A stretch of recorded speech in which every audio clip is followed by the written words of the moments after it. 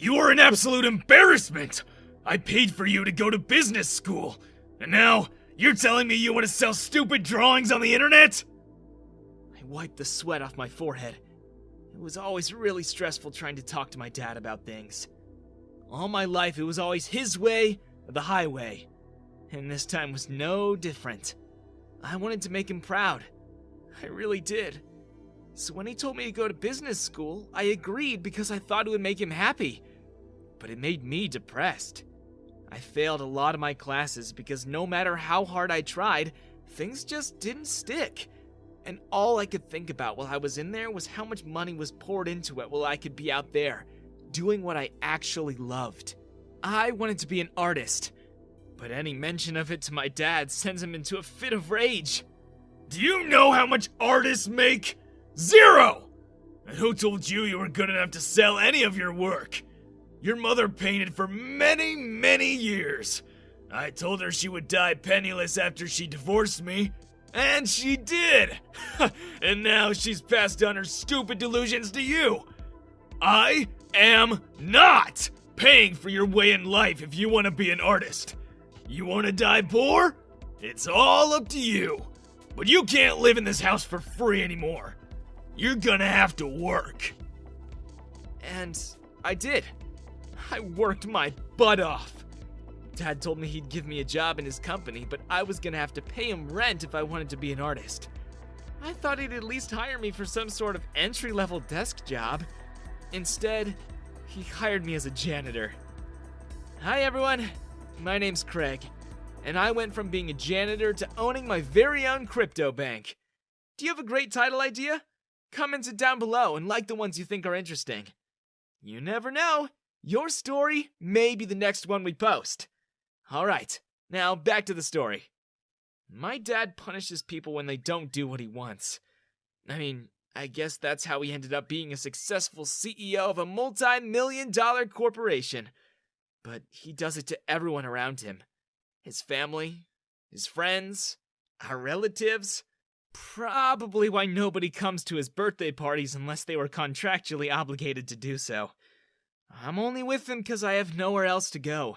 And I barely make anything as a janitor at one of his banks. Most of it goes to the rent I'm paying him for staying in my own bedroom. This kind of rigid mentality was why Mom left him. To be honest, I should have gone with her. But Mom wanted me to have a so-called bright future. And now, here I am, in my bright future, washing mop heads in a back office sink. I never gave up on my dream, though. I knew why my dad was punishing me. He wanted me to have a tough job so I would realize what kind of life I could have as an artist. And when I've had enough, he'd convince me again to become like him. To live my life behind a desk for anywhere between 8 to 18 hours in a day, staring outside a wall of glass into the world I wish I could be a part of. I promised myself that wouldn't happen. So I hustled. I would work hard at being a janitor during the day, and during my free time I practiced my art. I got into digital art to keep me up with the times. Using what was left of my meager salary, I saved up for months and bought myself a tablet and a secondhand laptop. That was when my nerd friend told me about NFTs. Now, this was a couple years back when the thing had barely left the ground, so nobody really knew much about it yet. But I saw it for what it could be. I knew it would be a massive investing opportunity. And I knew that if I could just figure out how to code it properly, I could make some serious cash in the near future. I brought it up to my dad. Even though I knew exactly how he would react, there was no harm in trying. MFT? What the heck is that? Is this another one of those get-rich-quick schemes you young people keep shouting about? I'm not interested, Craig, and I suggest you back off from it. You focus on your job and earn a decent living. You are not getting any of my money to fund whatever crazy, stupid ideas you're having. I will not have a failure for a son.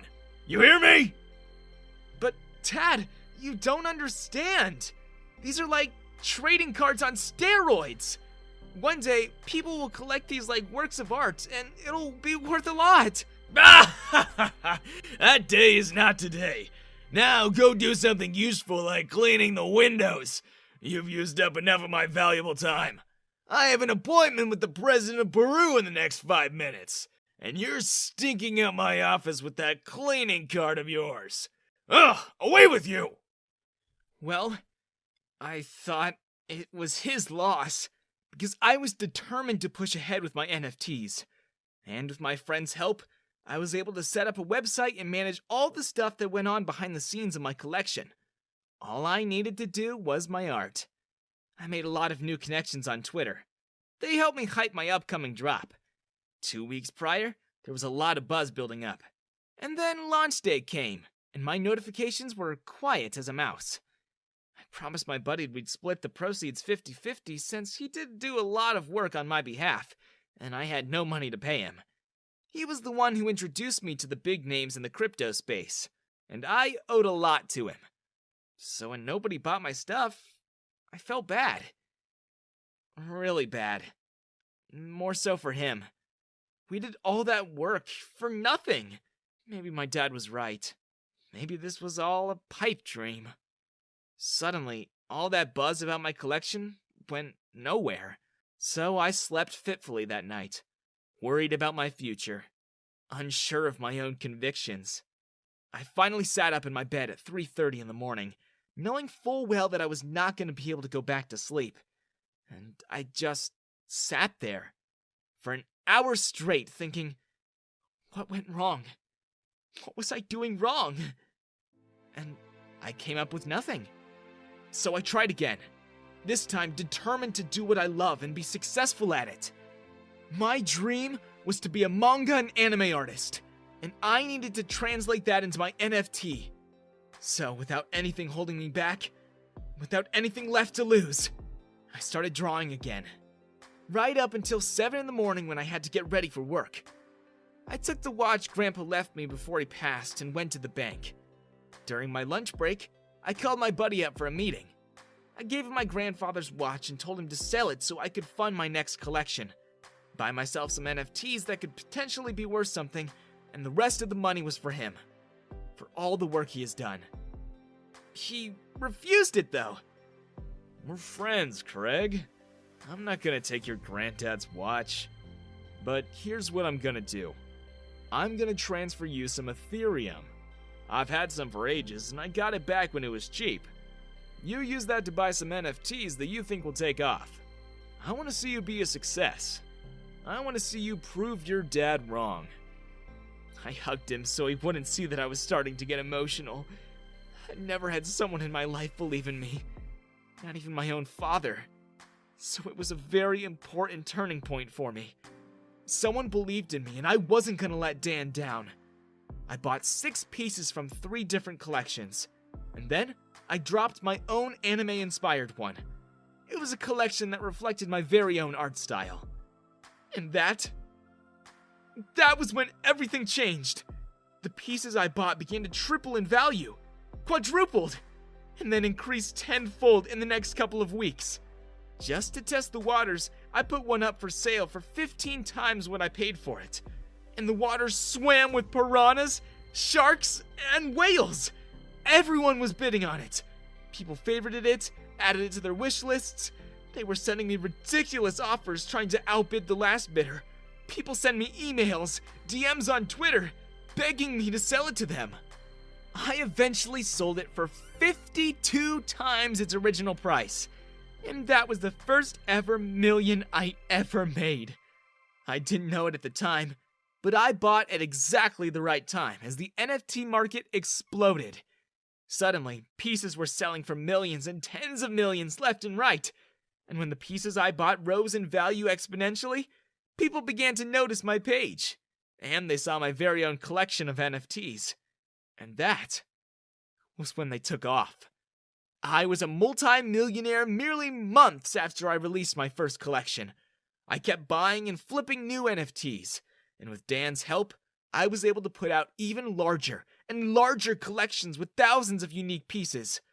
And my dad had no idea.